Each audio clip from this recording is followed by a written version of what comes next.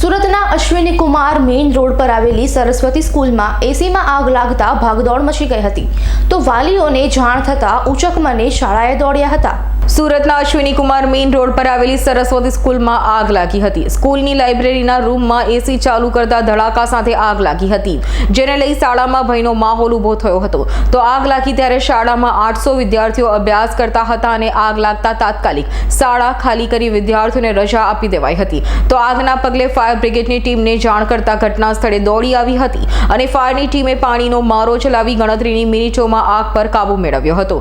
તો વાલીઓને જાણ થતાં બાળકોને લેવા શાળાએ મોકલ્યા હતા। સદનસીબે આગમાં કોઈ જાનહાનિ થઈ ન હતી।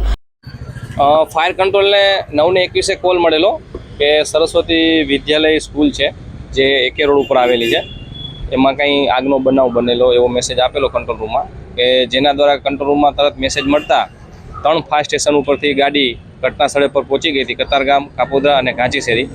ઘટના સ્થળ ઉપર આવી અને તપાસ કરતાં જાણવા મળેલ કે જે લાઇબ્રેરી રૂમ છે એની અંદર એસીની અંદર કોઈ અગમ્ય કારણોસર સ્પાર્ક થઈ અને આગ લાગેલી અને કોઈ કારણોસર એમાં બ્લાસ્ટ થયેલો, કોઈ જાનહાની કે કોઈ નુકસાન છે નહીં। અને એફએસઓ દ્વારા આની જે ફાયર સેફ્ટી સિસ્ટમ છે એ બરાબર છે અને એફએસઓ દ્વારા રિન્યૂ કરવામાં આવેલ છે। તપાસ કરતાં સિસ્ટમ ચાલુ હાલતમાં છે। Bureau report S9 news Surat. અમારી તમામ માહિતીથી અપડેટ રહેવા માટે જોડાયેલા રહો S9 ન્યૂઝ સાથે।